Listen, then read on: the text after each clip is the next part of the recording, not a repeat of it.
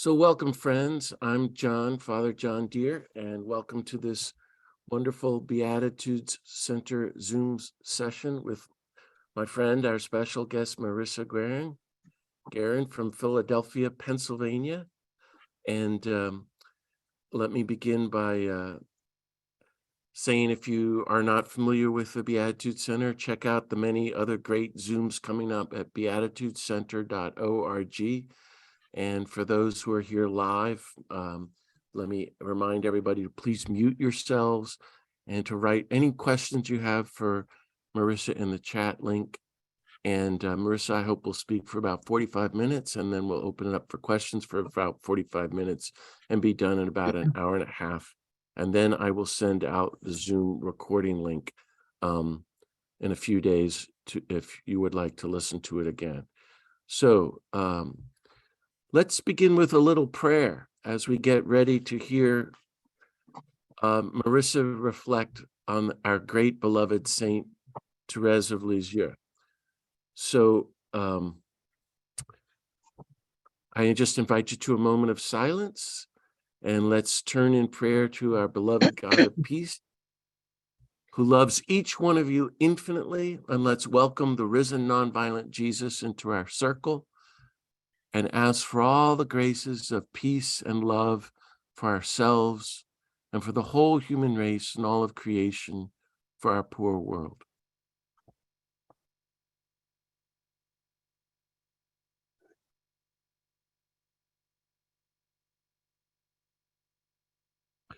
Beloved God of peace, thank you for all the many blessings of life and love and peace that you give us. And we ask you to be with us now as we reflect with Marisa on the life and way of the great Saint Therese of Lisieux and her call to merciful love and compassion and surrender and interpersonal nonviolence. And bless us and strengthen us and disarm us and heal us and send us forth that, like Saint Therese, we might better follow the gentle, loving, nonviolent Jesus all our days and be great witnesses and apostles and saints of peace ourselves, that we might be your holy beatitude people of gospel nonviolence, your beloved sons and daughters, your holy peacemakers.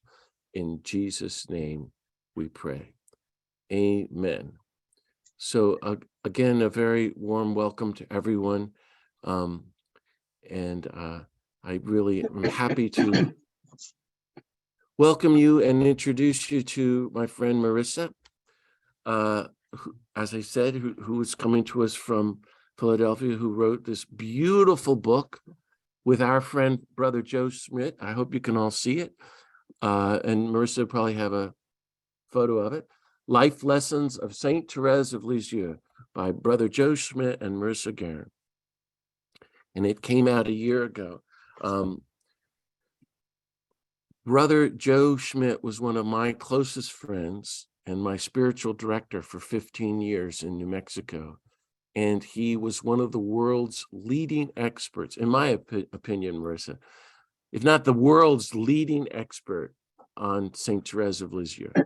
And he published several masterpieces about her, starting with this, which to me is maybe the greatest book ever written on Therese of Lisieux. It's called Everything is Grace, The Life and Way of Therese of Lisieux by Joe Schmidt. Another one is then his follow-up, Walking the Little Way of Therese of Lisieux, Discovering the Path of Love by Joe Schmidt. And as you heard me say beforehand, Joe was very sick in the last few years in Philadelphia, and his friend Marisa helped Joe finish together. They finished his last book, and he didn't live to see it, but he died a year ago tomorrow, and now we have Marisa here talking about Joe and Marissa's book. And somebody, if you'd mute yourself, that'd be a big help. The Life Lessons of Saint Therese.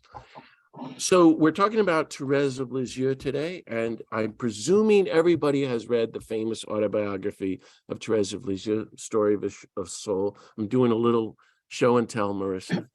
Um, I love this collection from Orbis in their Spiritual Masters series, Saint Therese of Lisieux Essential Writings.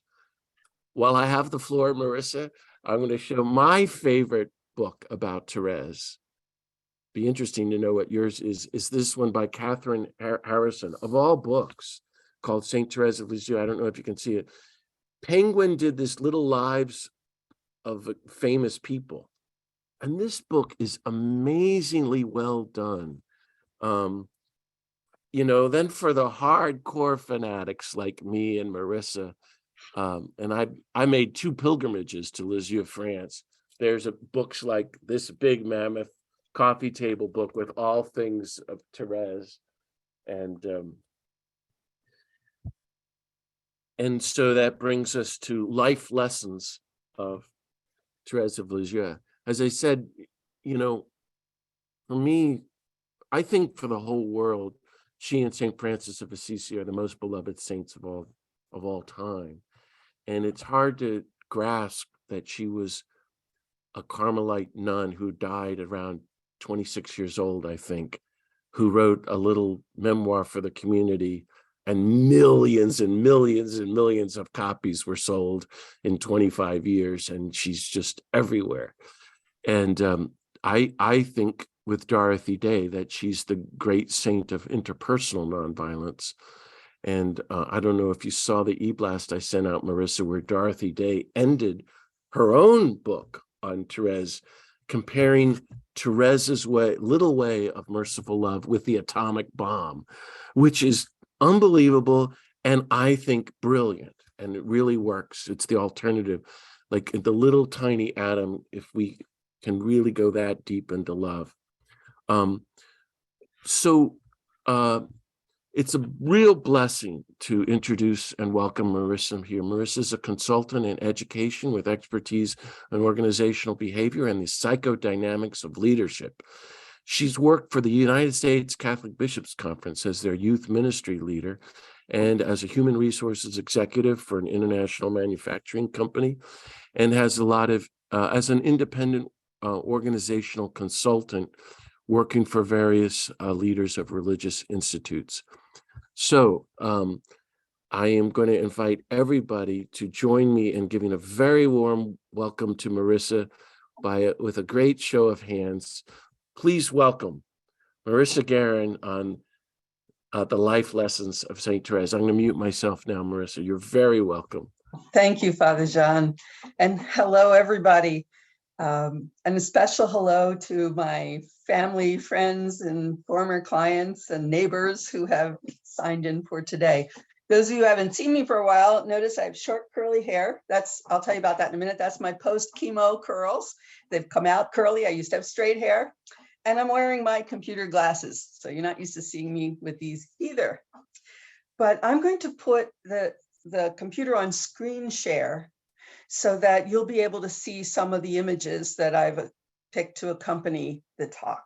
So let's see how that goes. And I hope that works right now. Okay. Do we have a thumbs up, John? The screen share is okay? Yes, thank you, Tatanka. All right. So first of all, thank you so much for the invitation to come and address this particular community of seekers for peace. And I'm happy to share what I can from our book on Saint Therese of Lisieux. So in this talk this afternoon, I'm going to start with a little bit of personal background on myself and on Brother Joe and on the book. And then I'll go to some highlights of Therese's life and the essential qualities of a nonviolent heart that Therese taught. And then I'll end with some mentoring messages that we might take from her example. And then hopefully a conversation with you. And so as far as a short personal introduction, I live in West Philadelphia. I'm married to Mike Sweeney. I'm 70 years old, which means I was significantly formed by the civil rights and peace movements of the 1960s and the 1970s. And I've remained a practicing Catholic my whole life. I'm retired from my work life. You know, the 3 careers that Father John just mentioned. And I'm also, as of a year and a half ago, a cancer patient. I have multiple myeloma, which is a blood cancer. It's not curable, but it is treatable, and it is currently in remission, for which I am very grateful. And I must say at the outset that I'm not a scholar of Therese. That's the distinction that went to my co-author and lifelong friend, Christian brother, Joseph Schmidt.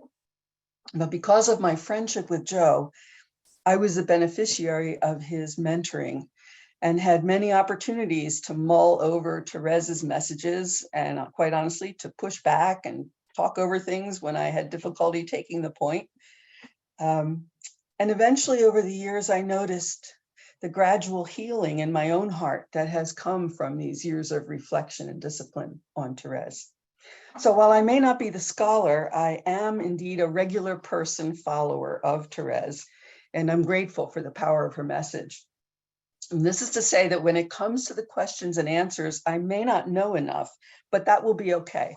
Because besides questions and answers, it might be even more fruitful if we simply dialogue about what is stirred within us by Therese's ideas. The brother Joe and I had many conversations about the essentially nonviolent message of Therese. And the editors of Brother Joe's earlier books, the ones you held up, Father John, were not too interested in the nonviolence angle. They kept wanting to take that word out of the text. I think they thought it might have been too political. But that didn't stop Joe from believing that there was an important healing message here for regular people in a stressful and violent world. And so during the last 3 years of Joe's life, we put these insights of Therese to paper and produced the book, Life Lessons from St. Therese of Lisieux. For those of you who are listening today who have known Brother Joe, it won't surprise you at all that I started off thinking I was just going to type up some notes for him. You know, he said, I have these ideas. I had a conversation with some friends, and maybe you could help me put that together. I'm, oh, sure. You know, like I can type, right? Well, and then I ended up spending 3 years in weekly meetings writing an actual book. Joe and his older brother, Monsignor Frank Schmidt, who is on this call today, have been famous for having that kind of effect on people. And I must say, I owe my adult faith today to the inspiration and the creativity of these two holy men and their other youth ministry colleagues when I was a teenager. And I'm really pleased that the book finally did make it to the world, because it's no small achievement. Joe's health was already fragile, as Father John mentioned, when we began the work. He was living at the Christian Brothers Infirmary in Lincroft, New Jersey, and he had limited energy. And then early 2020, COVID came and lockdown. And so we had to switch to telephone meetings instead of in person. And then in August 2021, I got my cancer diagnosis and started treatment. And then in September 2021, Joe got COVID and amazingly recovered, although he suffered from long COVID for the last 5 months of his life. Despite all that, we just persevered, and the manuscript was finished a few weeks before Joe passed away at 87 years of age on February 19th, a year ago tomorrow. So I'm very grateful, deeply grateful to have had the privilege of this shared project with him, and grateful for the publisher, Word Among Us, for doing the work of final editing and design while I was recovering from some pretty challenging cancer treatment last spring. So that's introductory words. Let me go on to Therese. All right. Paper organized here. So, oops, let's see, how am I gonna, there we go. Well, that was supposed to be the slide you were just seeing while I was doing all the introduction. So there's Brother Joe and me before I stopped coloring my hair, and before I lost my hair, and before I grew it back. And there's the book. Okay.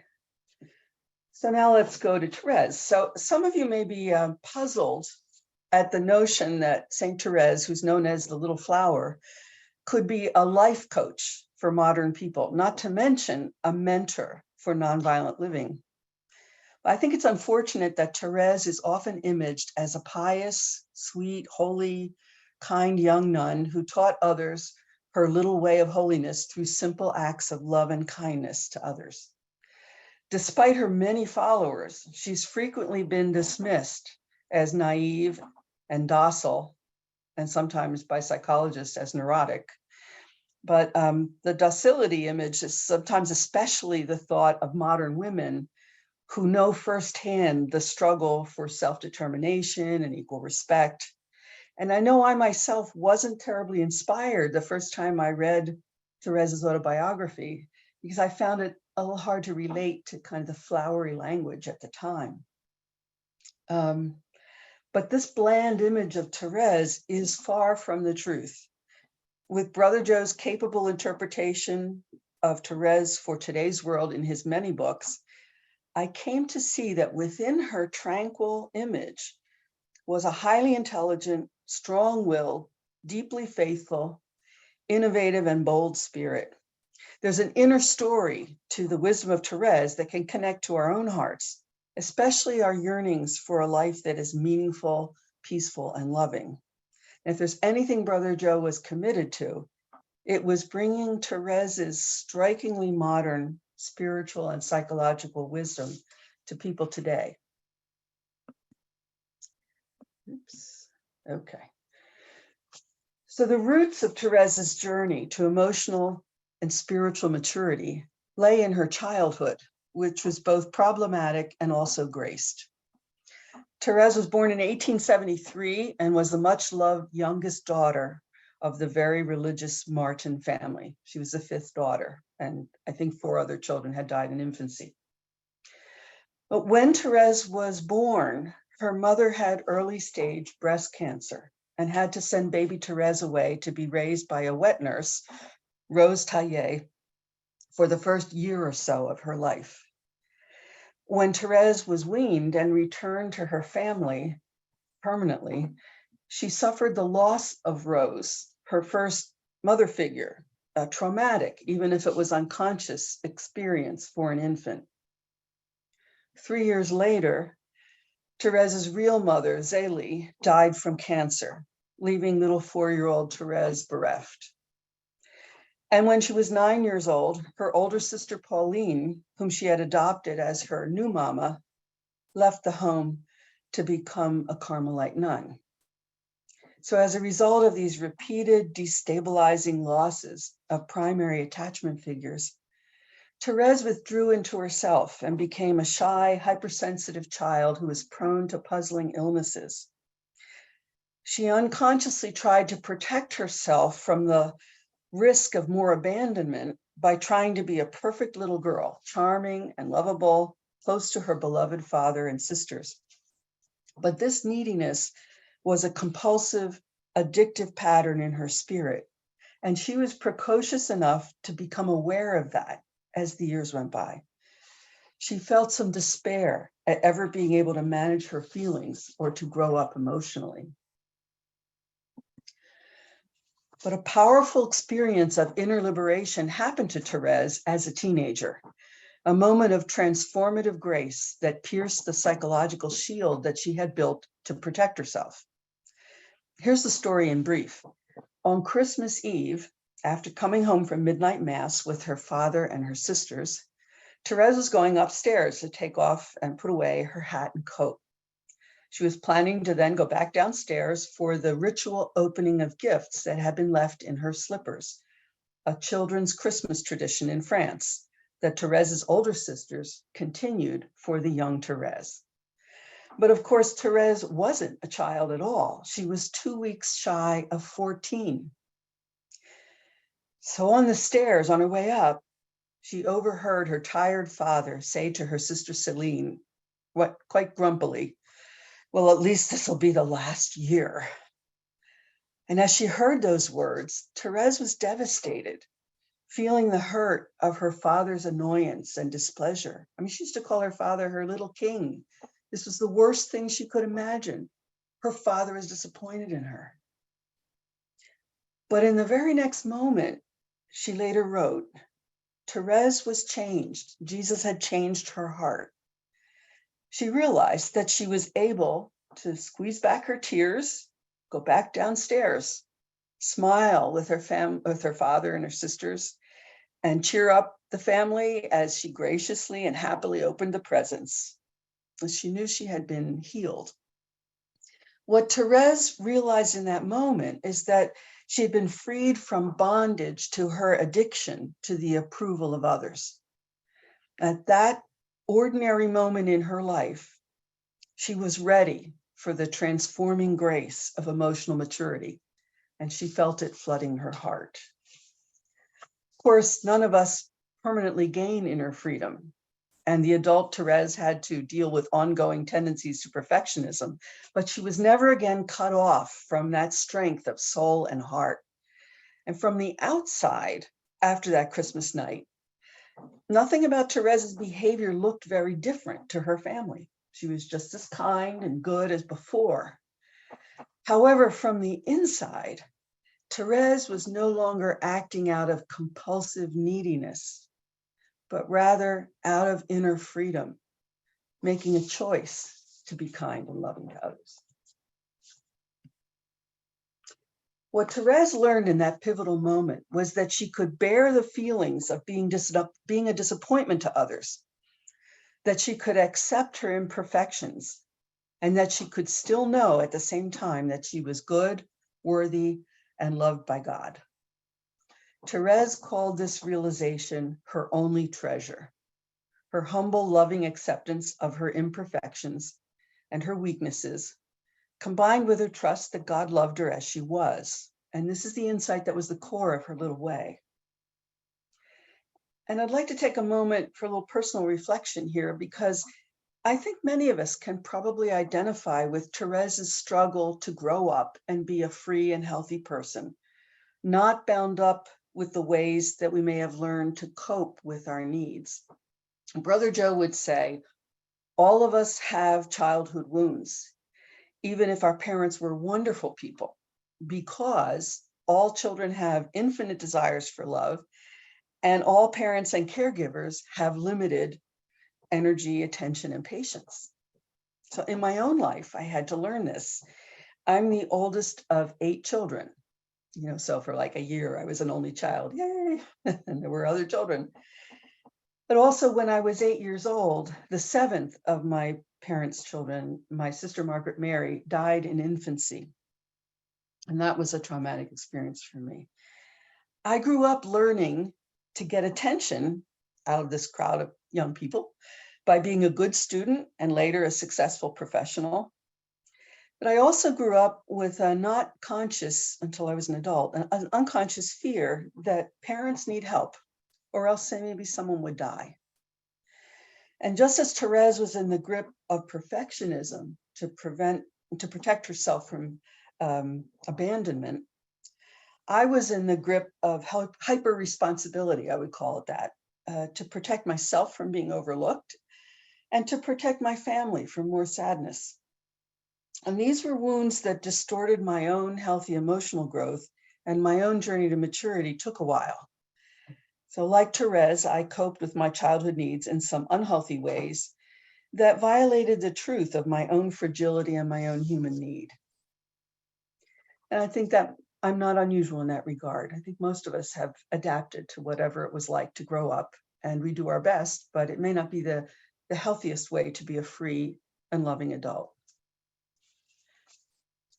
So if we go back to Therese's conversion experience, we see here the emergence of her insight into the utter nonviolence of God's love. In coming to an awareness of what she called her only treasure, Therese intuited the completely loving and nonviolent nature of God, who was never going to be cruel to her or anyone. She didn't need to earn the love of God, or by extension of her family. And this insight of hers was contrary to the prevailing Christian religious sensibility of the times, which was influenced by a Jansenistic view. Jansenism was a heresy of the church, a view of God as wrathful and punitive, a God who, according to that understanding, even required the execution of his only son. As she reflected on the life of Jesus in the Gospels, and being herself blessed with a loving father, Therese simply didn't believe that God would essentially require the murder of his son as the price of human redemption. And such a God would fail the test of any human parent. And she knew that couldn't be true.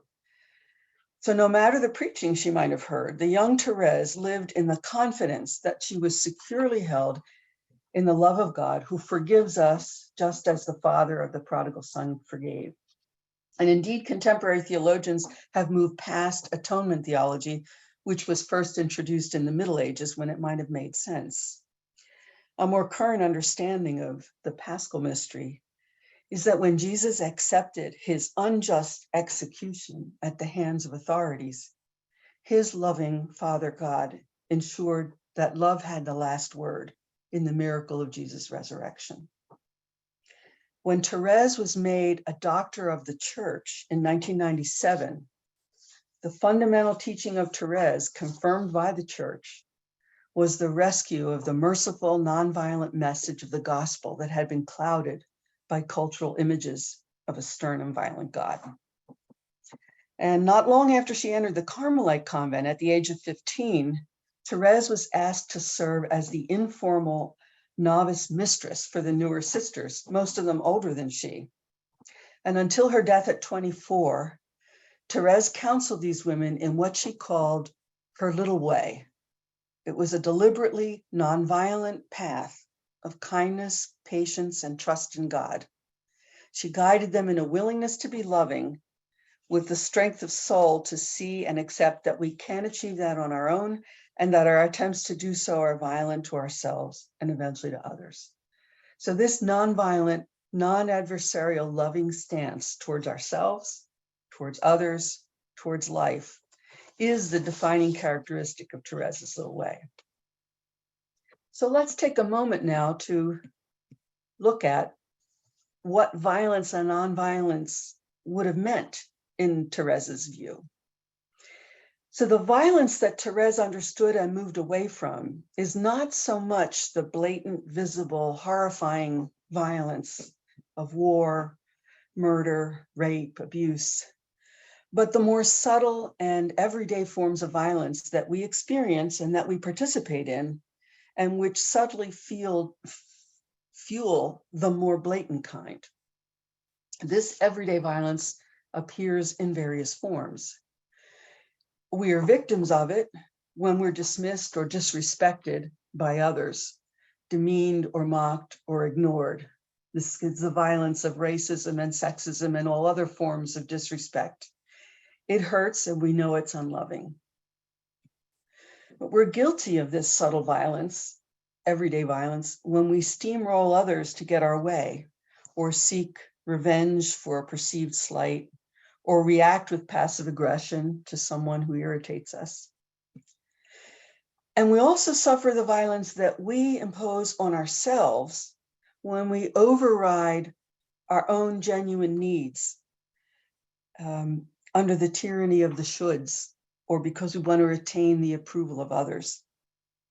And as Thomas Merton once wrote about people committed to justice and peace in particular, to allow oneself to be carried away by a multitude of conflicting concerns, to surrender to too many demands, to commit oneself to too many projects, to want to help everyone and everything, is to succumb to violence. Now, you might be wondering, why would being too busy about works of peace and justice be considered succumbing to violence? It's because this dynamic disrespects and does violence to the truth of our human limits. It's a quiet idolatry of our own importance. Likewise, Therese recognized the lack of faith and gratitude to God that was revealed if she was at war with her own life. Like many a strong-willed person, she initially got upset when things didn't go her own way, like when she was told to wait another 3 months before she could enter the Carmel. But through reflection and prayer, Therese learned to welcome her life as it came to her, accompanied by God's love, no matter the circumstances. She began to live what we call the sacrament of the present moment. Therese lived this patient, loving embrace of what life brought to her in the last 18 months of her young life, when she suffered terribly from tuberculosis. And at the very same time, from what surprised her, she suffered an unexpected dark night of faith that began days after she realized she had tuberculosis and all the way up till close to the time of her death. She wrote that she felt solidarity with atheists, that everything had disappeared on her. So with astounding courage and faith, Therese continued, like Job in the scriptures, to put her trust in God, even when she could see and feel no consolations from her childhood faith. Those images were gone. So nonviolent, loving life for Therese was grounded in her willingness to seek what was true and to accept what was real in God's eyes. She came to see that everything in her life was held within God's loving providence, even if it was a difficult reality. So for Therese, avoiding violence in her heart and in her life was a daily discipline, and her way of fulfilling the gospel call to love one another was a constant search for ways to be kind and patient without an adversarial spirit. So specifically, how did Therese teach this way of nonviolent love? I'm going to touch on two of the practices that helped Therese stay on the path of love and the 6 heart qualities that she cultivated. So Therese recognized, first of all, the damaging, useless pit of effort that came with perfectionism. And I'll say here that many of us in the United States anyway, in our English, when we think of perfectionism, we might think of someone who is, really fussy about details and things have to be just so, a little bit like obsessive compulsive. In Therese's case, perfectionism was more about something, maybe more of a share, which is the desire to really look good all the time, to not have anybody see what's not right about us. So one of her regular practices was moving herself and others away from perfectionism. She had learned the futility of this in her own childhood. And as an adult, she saw how often the sisters she lived with beat themselves up trying to live up to their own and others' expectations of them. It was a great release to the novices and the priests that Therese counseled when they came to understand that God didn't expect them to be perfect, and they couldn't do it anyway. There's powerful wisdom in her saying that Jesus will be at home in our hearts when you can bear serenely the trial of being displeasing to yourself. Not grudgingly either, serenely, truly, freely. I have to say this line to myself probably every day or two because, I mess up like we all do. Of course, she knew that we all fail frequently, but that we sin, that we stumble. But her response would be to fly to the embrace of her loving God, who was always ready to forgive her repentant heart, and then to move on and keep doing her best without carrying around the joyless burden of endless guilt. It's a message we could take. Another important practice, the second practice that Therese grounded all of her life and spiritual growth in, was reflection and prayer. Although she wrote many beautiful devotional poems, her own personal prayer practice was an attitude of observant pondering on her life, reflection on the scriptures, and simple conversation with God. Nothing fancy. She confessed to often falling asleep during prayer times, but then she would say, well, children are as beloved by their parents when they're asleep as when they're awake. She just didn't get upset about it. And we too can best remain nonviolent and loving when we have a regular practice of reflection and mindfulness and prayer, whatever way works for us. I would remind us, as Brother Joe would right about now, not to beat up on ourselves about trying to do the prayer thing perfectly. We should pray the way we can and not try to pray the way we can't.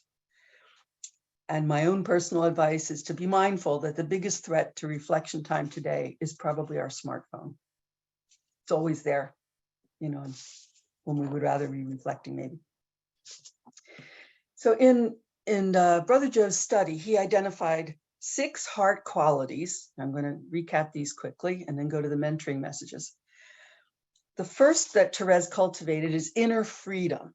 This meant that she reminded herself regularly that life isn't all about her, and she didn't need to react personally to everything she saw or heard or imagined.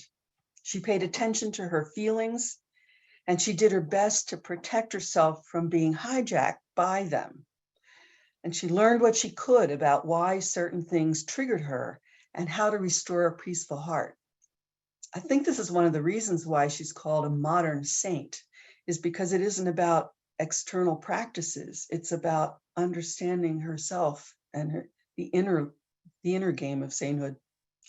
Throughout her life, Therese remained aware of her tendencies to seek approval or to have things go her way, but she learned how to make a space, avoid reacting, maintain the inner freedom, if she could, to make a loving choice.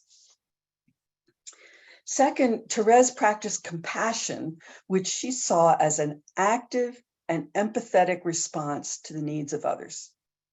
In convent life, she saw how those who were physically ill received more compassion than those who might be mentally or emotionally unwell. And there certainly were some of those in the convent she lived in. She also perceptively noticed how often we create enemies in our heart out of others who, for one reason or another, displease us. So like Jesus pointing out that we criticize the speck in another's eye without noticing the beam in our own, Therese realized that loving one's enemies began with not making enemies in the first place. Now, to me, personally, this has a very challenging implication that I must not demonize or disrespect the political or societal figures with whom I deeply disagree. This is hard for me, but I do my best. However, Therese didn't believe in letting compassionate kindness degenerate into weakness. That was one of her quotes. We must not let kindness degenerate into weakness. She made prudent use of boundaries to protect herself or others. And most often this meant temporarily leaving the scene of a conflict or just keeping her sharp retort to herself until she could return to the person or the situation with a peaceful and loving heart. It wasn't flight from conflict. It was make a space, be at peace, and re-engage. Those of us with other gifts that Therese did not have, like being able to offer feedback to annoying people or to engage in public advocacy, even as we use these skills, we can still take the learning that while acting assertively, we'll be acting with a nonviolent heart when we act with compassion, which means without hatred and without contempt for the other. And as you know, many contemporary acts of nonviolent witness for peace and justice are ways to set a public boundary, a visible public boundary against harm and standing up for who and what must be protected. A third quality is creativity. This was one of the ones I had to learn a lot from Joe because I didn't quite connect this to being loving and nonviolent. But Therese was very creative in her response to others because she realized that there's no rule book about how exactly to be loving. The closest she could find was St. Paul's guidance that love is patient and love is kind. And then Paul goes on to say all the things that love is not. It's not arrogant, it's not cruel, it's not pompous, it's not rude. So she also observed how often Jesus in the gospel did or preached the unexpected, always loving, but also free from the conventions that often kept people from taking action. Therese herself broke the rules as a 14-year-old when she spoke up to Pope Leo the 13th during an audience in Rome when she asked him for permission to enter the Carmel. She was just supposed to kneel and kiss his ring and nod and get his blessing and leave, but she didn't. She spoke up, the only person in the entire audience to do so, which made the papers the next day in Rome because this is not done. But she did. And I think that they believe that might have been helpful to her because the people observing realized this girl really does want to be a Carmelite nun. As a matter of fact, Therese was often very free, and during that trip to Rome, she found a way to crawl into the catacombs and touch things she shouldn't have touched, and go down a cloister where it was just monks, and go that she wasn't supposed to be there. And she wrote with some amusement later that it must be that women get excommunicated in Italy all the time, because she said, I keep being told you can't go there, you can't touch that, you'll be excommunicated, which is kind of funny that she had a lot of wit. I mean, people described her as being somebody who was a mimic and a wit. So she thought that was pretty funny. So anyway, she was creative about finding ways to be loving without just confining herself to the traditional. The fourth of these qualities is a willing spirit. And it might be the most subtle one, the difference between willingness and willfulness. I know, Father John, we wrote a little bit back and forth about how this was one of the ones where you go, huh? Can you say that again, Joe? What is that? But his distinction there is getting at the nub of how Therese managed in being courageous without being coercive. And in our culture, a strong will is an admired quality. But Therese knew her own heart well enough to know that if her ego and her self-centered energies were in charge, she could bully others or override her own better judgment. So instead, she cultivated a willing spirit that stood ready to make things better if she could, and to abide with patience when she could not. And the last two heart qualities are gratefulness and self-surrender.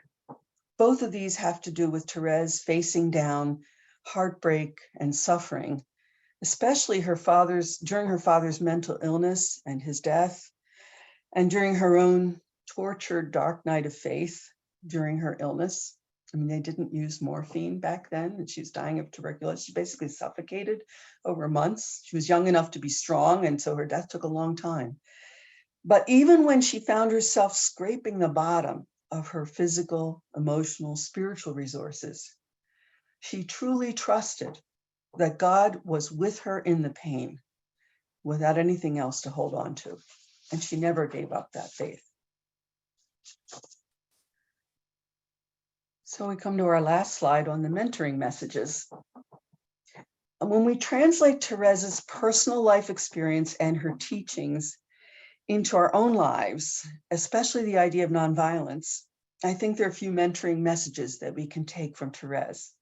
And for those who haven't read the book yet, the life lessons, each chapter is organized. So the first part of the chapter has something about Therese's life and wisdom. And then the back part, the last part of each chapter, has our mentoring messages, an attempt to translate to today's world. And these mentoring messages are suggestions to prayerfully consider and see if they take root in our hearts. They are not more obligations for improvement to impose upon ourselves. If we approach it that way, then we're still keeping our life under the control of our ego and not opening our lives to the providence of God. So a shelf full of self-help books is only a little more subtle violence towards ourselves and our lives. So let's let God's grace move within us and allow ourselves to be drawn to the messages that might represent healing for us. So one message we might take from Therese is that if we're going to give up the project of making ourselves always look good in the eyes of others, then we may have to grieve the loss of our imagined perfect self. And this is not easy. Our egos function to protect our vulnerable hearts. In being willing to die to our egos, we're trying, like Therese, to accept and be freed by our truth as imperfect yet loved by God. And in befriending our own very imperfect selves, perhaps we can make room for extending kindness to the damaged or hurting persons that most distress us in our personal lives, or public figures who are waging war or speaking untruths or pursuing policies that keep others in oppression or poverty. if we set aside the violence of a perfectionist mindset, then there's no one else here except us wounded humans. So even our opponents deserve the respect of being children of God, even if our actions are urgently directed to stopping them from hurting others through whatever nonviolent means we have at our disposal. Another mentoring message that Therese's compassionate life suggests is the wisdom of loving other people on their terms. This message means that we gently set aside our own preferences when we can to be with others in a way that most responds to their own needs. It's a small daily discipline, but it can weed out of our day the many little moments when we impose our way on others instead of giving them space. Of course, there are times when we need to love ourselves on our terms and set a boundary that protects our peace of heart or our emotional safety. So again, compassion is not a permission for abuse. But in general, a nonviolent heart is willing to meet someone else where they are and to be curious and supportive and loving of their current reality. And I know in my own life as a wife, a sister, an aunt, a friend, I've been experiencing the healing that comes when I do my best to love others on their terms and not my own, if I can possibly manage it. And a final mentoring message that we might take is the encouragement to be bold and creative in our loving action in the world. Nothing about Therese's way was passive or complacent. She didn't teach quietism. She was passionately devoted to what she understood to be God's desire for the world. And Therese never rested in her commitment to doing God's will as it showed up in her life. Her trust in God's love for her, just as she was, led her paradoxically to boldness and confidence. She knew her strengths, just as she knew her gaps. So she never hesitated to speak truth or take action with serenity and a tranquil heart.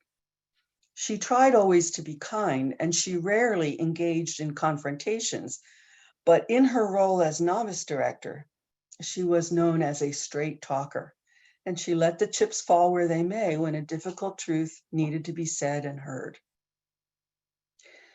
So Therese's example of the small, powerful daily search for ways to love others, I think, has the potential to transform us and our world, as Dorothy Day said, as you said that, Father John.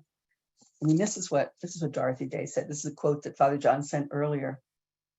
Is the atom a small thing? Dorothy Day asks. And yet what havoc it has wrought. Is Therese's little way a small contribution to the life of the Spirit? It has all the power of the spirit of Christianity behind it. It is an explosive force that can transform our lives and the life of the world once put into effect. The smallest act of willing, nonviolent love, united to the God of love, is more powerful than the atomic bomb itself. She writes, it is a spiritual explosion of love that disarms, heals, transforms, and reconciles. I hope that Therese's wisdom invites you to a loving embrace of your own life and trusting God to be with you as you do your part to cultivate peace and love in your corner of the world.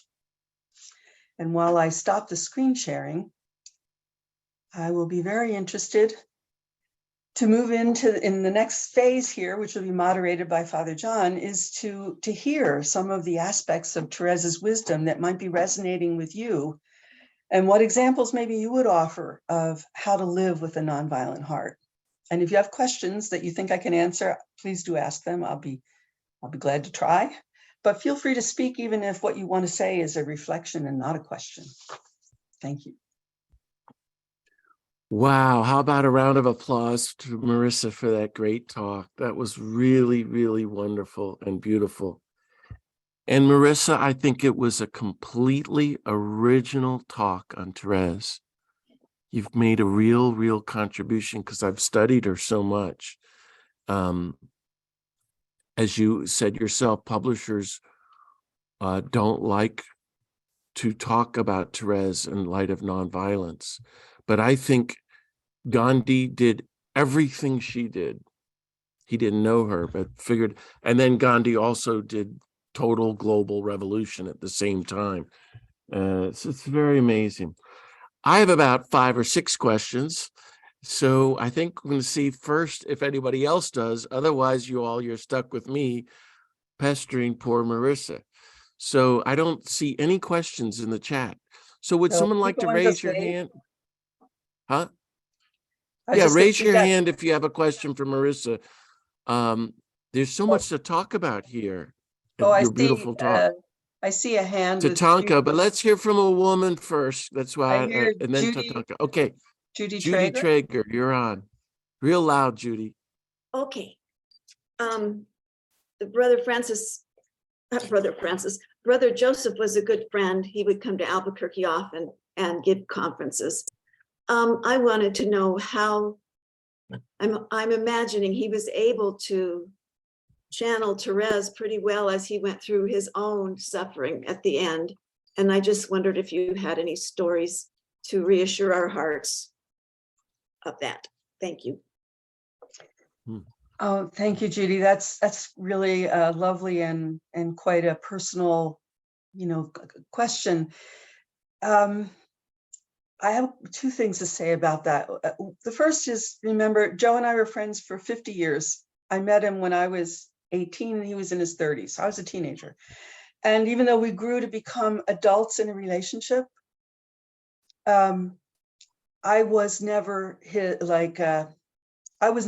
spiritual director. He was my spiritual director, kind of thing. It wasn't at the level of mutuality that I think other of our friends who have told me what Joe didn't tell me directly, which is that he also struggled at times in his final sufferings and tried his best to stay faithful despite the trials. The second thing I would say is that there was a man who, a friend told me this, who came to his funeral, whom Joe had been speaking with on the phone, you would call, and support and encourage this man who was having a very difficult time in his life, all the way up until like a day or 2 before he died. And Joe was not, at that point, Joe was not taking calls from any of his friends anymore. He knew we loved him and he loved us and there was nothing more to be said. But he took calls from this needy man to the very last day of his life in his little voice to give him what he could. So I think for Joe, loving others on their terms was an absolute daily reality, even in his illness. Now, a person who might be able to offer a different reflection on that is Joe's brother. And I don't know, Frank, if you wanted to say anything or if you could unmute without disconnecting yourself to do so.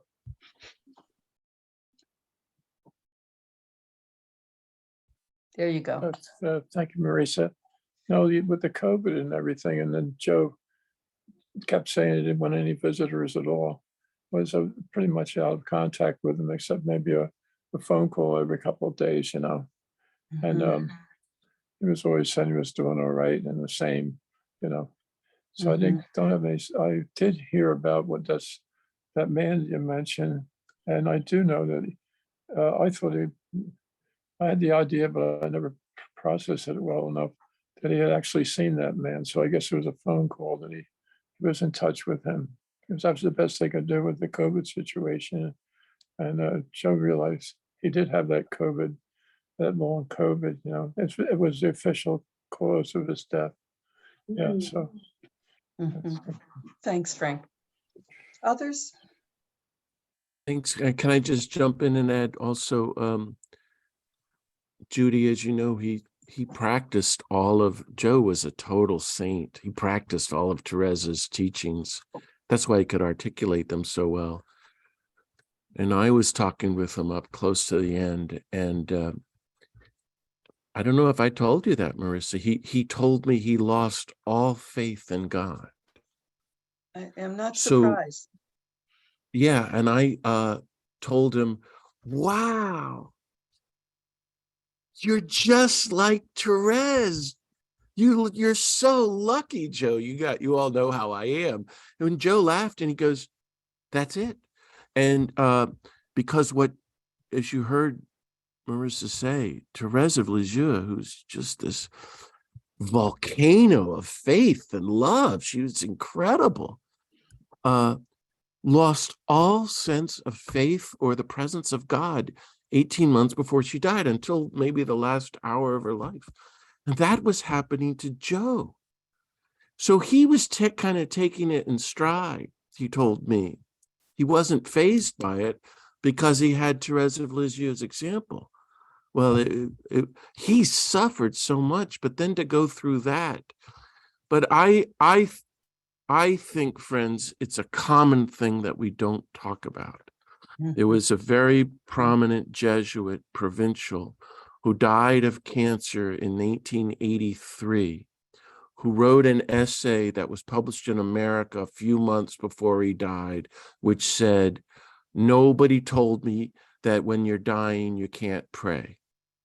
Now, this man had prayed all his life and taught people to pray. And I think that's very true. When you're sick, you can't pray. And he said, everybody thinks, well, I'll pray when I'm dying. But it doesn't work like that. I mean, and if you can, that's a great blessing and a grace, but don't count on it. And even the gifts of faith are so much is removed. And the trick is to stay faithful and to be mature and loving like Therese. Thank you, Marisa. I'm going to get to you, Tatanka, but is there anybody else who would like to ask Marisa a question? Maureen Taffy, I think. Go ahead and unmute yourself if you can, Maureen. And speak real loud. Here we go. Okay. There you go. Did either Marisa or Joe, did you ever touch on Leonie Martin? Because she was the one that really lived out Therese's teachings. And I mean, she had such a hard life growing up in that household. I mean, I've loved Therese since I was a teenager, even in elementary school, but I'm always touched by Leonie Martin's story. That's a good reminder. Yes, Leonie was one of That's her a older great sisters. question. Yeah, one of her older sisters who tried 4 times to enter religious life and only succeeded, I think, on the 4th or maybe the 5th try.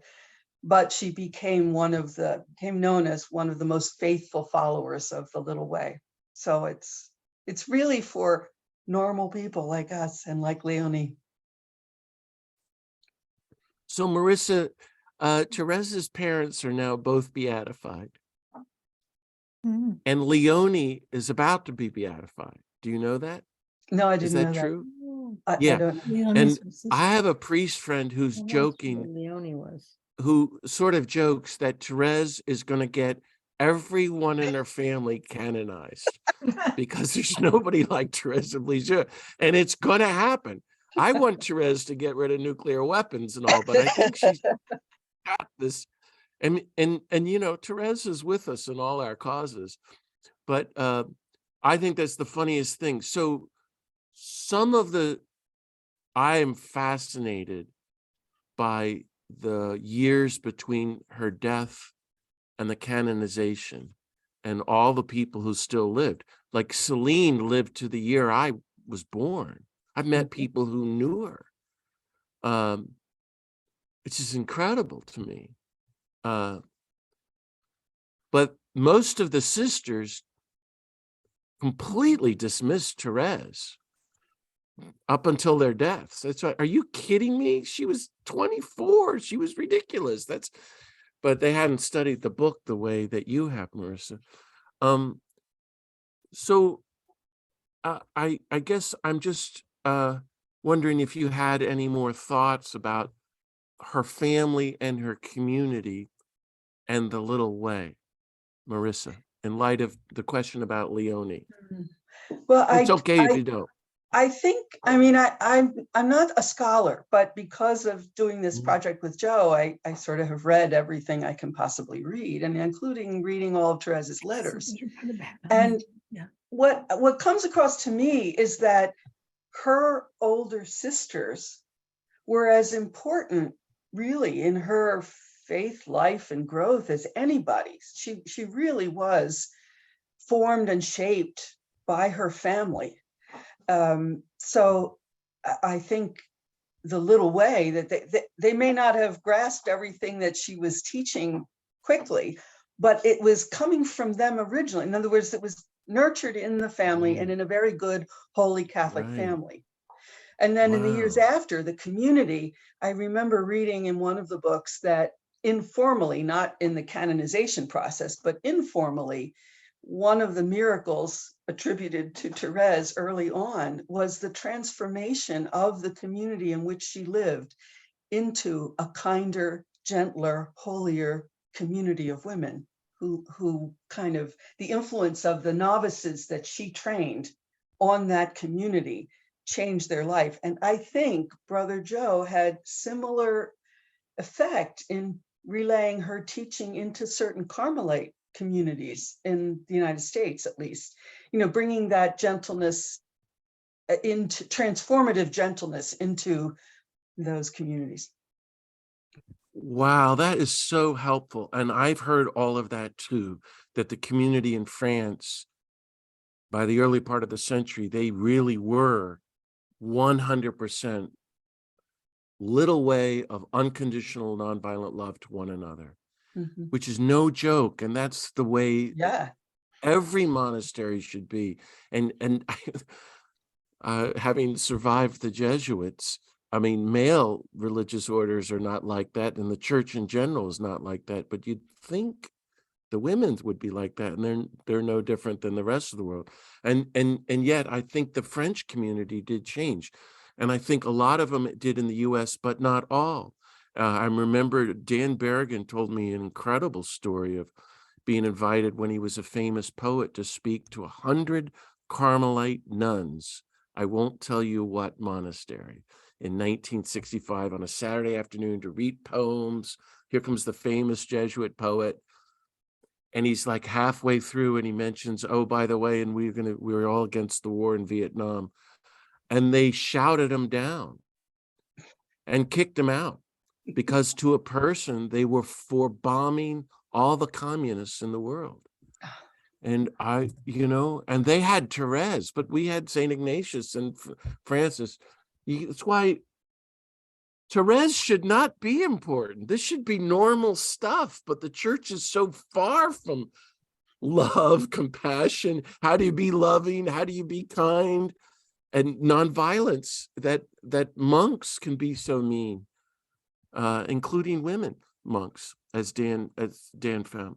So this is really important stuff that we're all still learning Therese, and why Joe found it was important that she was a doctor of the church. Another question from a woman, and then Tatanka, you're up. I see a hand at Noreen. Noreen, go ahead, jump in, Noreen. If you're there, unmute yourself, Noreen. Tell us where you're from, Noreen. This is Kathy, and Kathy has a question. Oh, hi, Kathy Kruder. I didn't recognize you without the bandana. Nice to see you both. Welcome. They're in Salt Lake City, Marisa. I appreciate this. I don't know Therese at all. And it started when I was about 14. I didn't really want to know because I couldn't say her name because it had two little marks over two E's in her first name. And then her last name had an I-E-U-X. So I never really pursued her, even into adulthood. So here I am in my 80s now, looking to learn more about her. And I thank you. I just thought she liked humor and wit, you said, and so I'm offering my bit of wit. It was off-putting not to be able to say her name. So I don't know today, even yet, what those little marks are over her E's. I was a Spanish major. I love Spanish because Spanish the vowels always sound the same everywhere you meet them. So. I totally identify, Kathy. My mother is a Spaniard and my name is Maria Luisa, my real name, Maria Luisa. But I did study French in school because I thought, well, let me pick up another language. And so I could say her name, but I thought she was kind of a little, goody two shoes. No, yeah. So I'm learning Therese differently. of Lisieux, Kathy. Well, I have a Therese short of story, Lisieux. just a short story. My Go grandmother ahead, Noreen. bought a statue of Saint Teresa when they were looking for her canonization years ago. This was probably, I would say, 80 years ago, and prayed to her for her son to be healed, and he was healed. And so since that time, she's been a favorite saint of our family. And we were so happy to see that she was canonized, and we love her to this day. That's great. Different roads. That's great. You didn't talk about it, Marisa, but she said, this shocking statement you'd expect from a Buddhist, Zen master, Tibetan, Himalayan levitator about reincarnation and the mandalas and all. Therese said, I'm going to spend my heaven doing good on earth, which is an original saying of a saint. And I think it's true because so many millions of people have been affected by her. Do you have any thoughts about that? In other words, she's a good saint to call on to ask for help. Yeah, no, I remember being struck by one of her letters to somebody saying, I don't know if I'll be sent to purgatory first or not. But if so, at least I'll be doing some good there. But I hope not, because I really want to do good for Earth. It's just like it was all about she needed to get to work, get to heaven and get to work. It's really funny. Yeah. Amazing. Okay, Tatanka. Thank you, Noreen and Kathy. Tatanka, good morning. Good morning. Well, I put something in the chat, but talking about this, I'm thinking about the whole family being canonized and the importance of our influences. I know with me, my mother and her mother, most important influences in my life. And it's the little things. It's like my mother at her memorial, there was 400 people there. And one of my brothers took a collection. It was a bet, it was a wager. And anybody that could find one unkind thing, a raised eyebrow, they collected $1,500. The first person that could find anything that my mom did that was unkind. Nobody could find anything, and it went to her favorite charity. But she was really long suffering with my dad, who was very verbally abusive of her and of us and the kids. But when they got married, my dad's a Catholic, my mom's Presbyterian. And it turns out she went through all the training, but he never insisted she be a Catholic. So they were married at her parents' home in a backyard with a minister and the priest. The priest was kicked out of the church. My mom was the president of the Catholic Social Service in Marin County. She wasn't a Catholic. People didn't know that. And I'm supposed to pray in parochial school when the Presbyterian seminary, every 15 minutes, the bells go off. I'm supposed to pray for all the non-Catholic heathen, and the crack that was opened within me, because I was a devout Catholic kid. I was so happy to hear about a loving God, because I could just lead my alcoholic father to God and have something of a childhood. I said, I'm not going to pray for my mom. She's a saint. I just knew that wasn't right. And that was the beginning. Took a long time, but that was the beginning of my becoming a true Christian who was a Catholic, but not of the church, not going to church. So anyway, and her mother was amazing. So anyway, the idea that people get their inspiration from these small acts of kindness and then do something, as I put in the chat, that could just be a simple act. It could be sitting down. It could be tearing up a piece of paper. It can being at the wrong place, like Therese was. What are you doing here? You're going to be excommunicated or whatever. Doing the right thing in the wrong place in the wrong time, the wrong by the authorities. That's all I have to say. Thank you, Tatanka. Any thoughts, Marisa? You want to No. react? No, that sounds Okay. great. Thank you very much. I really appreciate that story. Yes, thank you, Tatanka. I'm wondering, Marisa, if you might share a little bit of any thoughts about, I mean, the greatest example of the little way was I think her encounter with Sister St. Peter. And poor Sister St. Peter had to suffer through that, having that name. So she was mean, grouchy nun in a wheelchair. Nobody liked her in the whole community. And one of the things I'd like to hear more about is your thoughts on Jansenism. Jansenism did so much harm. You have to be perfect, perfect, perfect. And Therese was getting rid of all of that.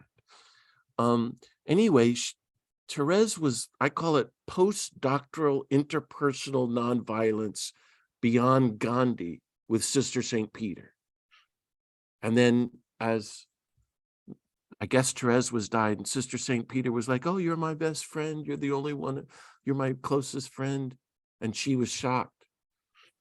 It's such a powerful example to me. And yet, Marisa, you were stressing as well, be kind, unconditionally loving, compassionate, especially to the most difficult person in your life, and yet have a boundary. That's a very modern insight, that don't let their harm hurt you. Don't internalize it. That's such a subtle, profound thing that Jesus taught. It don't let the dust from them cling to you. Shake it off and move on. Tell us about your thoughts about all of that. I mean, these are things that I learned from Joe. These are not my ideas. And I think it was very important that Brother Joe was both a spiritual director and a clinical psychologist. So he was able to understand or interpret what Therese was doing in both languages. He could use the language of spirituality, and he could use the language of inner freedom, boundaries, emotional maturity, because he could see that that's another way to describe how she was. And like he would say, Therese didn't take things personally. And then he would say to me, and you shouldn't take things so personally, Marisa. You know, if I was ranting about something going on in the country that I wasn't happy with, he would say, no, don't take it personally. And I'd say, what do you mean don't take it personally? Because it's, you know, it's my country, I care. And he said, well, yes, but it isn't your drama. It isn't your, you're not in the middle of all this. It isn't all about you. You're a contributor to making things better. So do what you can to make things better. Care, let the feelings, feel the feelings, but don't let them get in the way of your own call, your own daily mission forward. And so I have to think that in the convent, what she was doing, what Therese was doing with these sisters, some of whom were, I mean, she wrote one was just, it might have been this Sister St. Joseph, I forget, was positively repugnant to her. She just wrote everything about her, what she says, how she says it, how she just don't like it. That was St. Peter, I think, Yeah. But she thought, she said to one other sister, if you knew this sister the way I did, you couldn't be upset with her because she suffers terribly from her affliction. She can't help it. If we had her problems, we would be the same way. So in other words, she really was disciplined the way a ballet dancer must be disciplined. You know, she was disciplined about remembering that other people have their lives and their challenges, and sometimes she needed to protect her own self, but if she could, she was going to extend a little graceful space to a problematic person on the assumption that they were suffering somehow. I mean, no, that's what comes to my mind. It's a very powerful teaching. A friend of mine talks about a relative of his who's just mean all his life. And my friend and his family just have thought of him as if he's just disabled person, mentally disabled or emotionally disabled, or otherly abled. I'm not sure of the language here, but Right. and then all the judgment and condemnation or hurt can be put aside. And again, that's such a modern thinking that Therese had to come It to is. just to hold on to love. I know. And at the same time, I mean, the hard part for the practice of nonviolence in a violent world is that we're called to do something about these problems. I mean, if we can, it depends on our lives, but where we are, if we can do something about it, we need to move ourselves into that.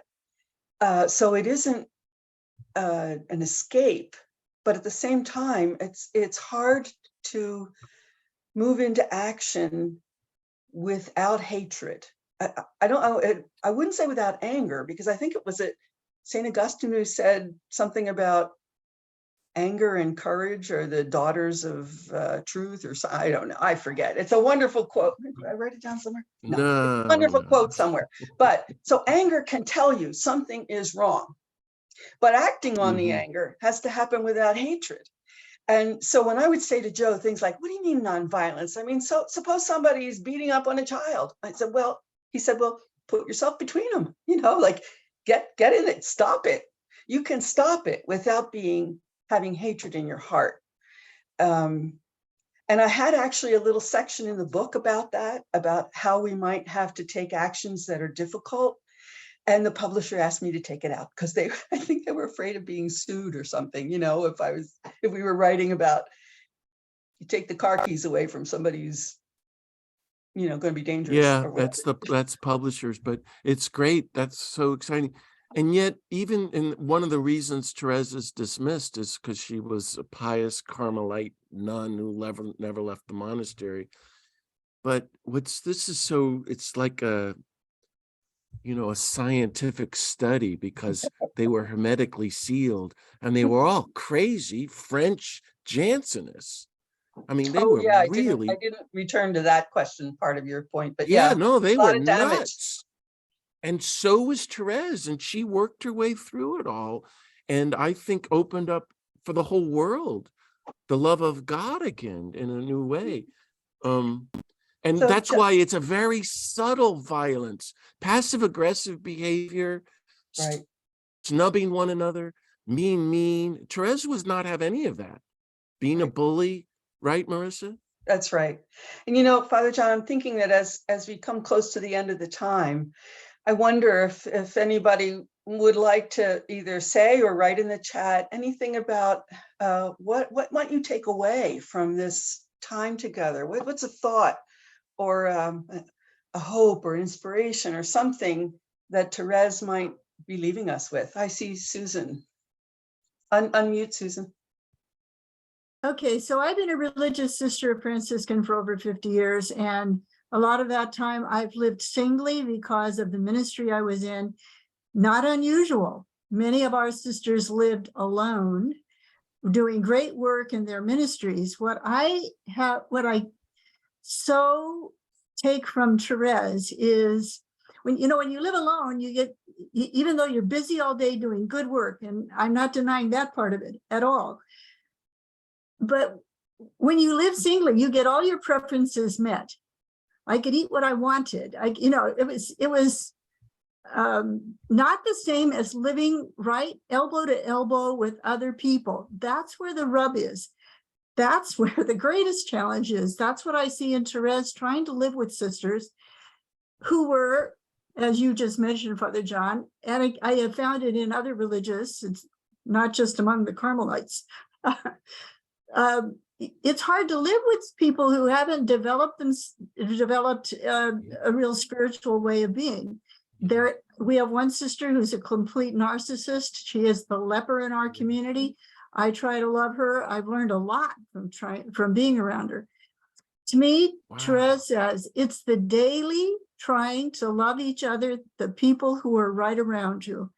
And she gives me great hope and tools for how to continue to improve myself in that daily challenge, daily realm. That's why I love her so much. That's wonderful, Susan. Thank you so much. You said it very, very well.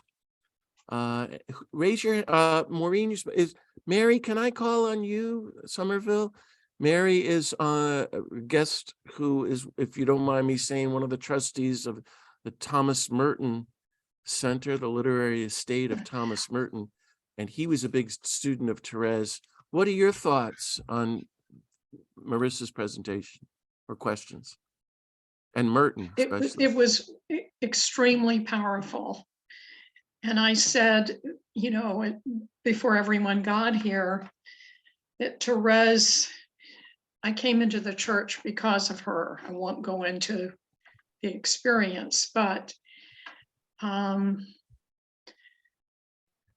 she just, the way that you presented, and I recently had an experience with a childhood friend who got very angry at me at lunch.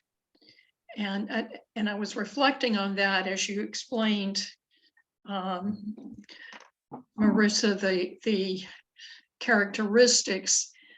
But what came to me is this person, we had different politics, and she was getting so angry at me because of my politics. And when we got up to leave the lunch, I just went up to her and embraced her and said, I love you. And I don't know where that came from, but I'd like to think it came from Therese. And what you said about leaving the situation, not trying to make it all right then. Mm-hmm. So there was a period of several weeks. And then I recently saw this person ask me out to lunch again, and it was totally different. It was wonderful. And I saw the person that I'd always loved. And every meeting with her since has been wonderful. So I'm just rejoice in kind of what you outlined that I experienced with that person. Thank you, Mary. Sure. I see Marisa, Sister. you want to share anything? I Go see ahead. Sister Rose Anthony. Maybe we could pick up her before I finish, or Sister Rose. Yes. Can you hear me? Yes. Okay. It was 26 years ago that I first met Brother Joe at Sangre de Cristo. I was on a 100-day sabbatical, and we were 35 priests and sisters, a wonderful group. Anyway, Father Joe was the one that would been appointed to be my spiritual director. And all I could say is a very, very talented man. He is very spiritual. And if there was anything he taught me from early on, or he could perceive that I was a perfectionist, and I guess listening to me for those 100 days and then looking at Therese and Lisieux, he thought, I can see that again. But I want to say two things that really impressed me. Is one of the things that I picked up early on is everything is grace. And life is not easy, and a lot of times, in a lot of ways, interactions are not always easy, but I've tried to always grapple with it and see, now, God, what were you trying to say to me? You know, did I not listen? What wasn't I perceiving? And then Brother Joe has been such a blessing all these years, because we did communicate most of the time via internet, but I did have him for a retreat in 2016. Once he came back from Kenya, I asked our spiritual, who was in charge of our retreats, why don't you ask Brother Joe if he could come? And he did come. He was so well evaluated that the next year he was asked to go to one of our centers in Wichita, Kansas. I agree. He's already a saint in my estimation. Pray to him now. Thank you so much for that, Sister Rose. That's really lovely. Appreciate it. Thank you. Time to close up a bit. I Is that right, suppose John? I want to keep talking. And I have I saw in the please. chat that someone asked me if I could end with a quote from Therese, and someone else asked me if I could say anything about Brother Joe using the journal, Ira Krogoff journal method. And all I would say is Right. journaling was really important for Joe, for me. It's one of my major pathways to emotional spiritual. So I encourage you. And the quote is the one that Sister Rose just said. That's what I would have picked, that, you know, it's wonderful to have things go the way you want. In this case, for Therese, it would be wonderful to receive communion before I die. But if God doesn't permit it, that's fine. Everything is a grace. It's okay. So. Yes. That's a great way to end. And what I'm going to do is I'll say a thank you, and then I'll turn off the recording and we can end it. But whoever wants to stay on and chat a few minutes, we can, because it was so rich. So how about a big round of applause for Marisa for this beautiful reflection session on the great Therese of Lisieux. I mean, it's not often in life we get someone to reflect on the teachings of these great saints. And Therese's teachings are so subtle, but as Dorothy Day said, revolutionary. And Marisa, you did a fabulous job. Again, I think it was an original thing you said, and I'm glad it's going to be available on YouTube. So thank you on behalf of everybody, all your fans and friends here. If I may, everybody, just to give a little update about the Beatitude Center, I'm plugging away with Zooms, as some of you may have seen. I've got them lined up through September, and it's February. And it's amazing. And so in March 4th, my friend Steve Giorgio is going to talk about the great Robert Lax, Bob Lax, who retired as a hermit on the Isle of Patmos. He was Thomas Merton's best friend and Jack Kerouac's best friend and one of Bob Dylan's earliest best friend. And after that, what do? You become a hermit on Patmos. And young Steve was a kid who met him while hitchhiking in Greece and became friends and wrote an incredible book of interviews with him. And then Lax wrote to me and we became friends. So if you like Merton, I think you might really like to be on that Zoom just to learn another side of Merton.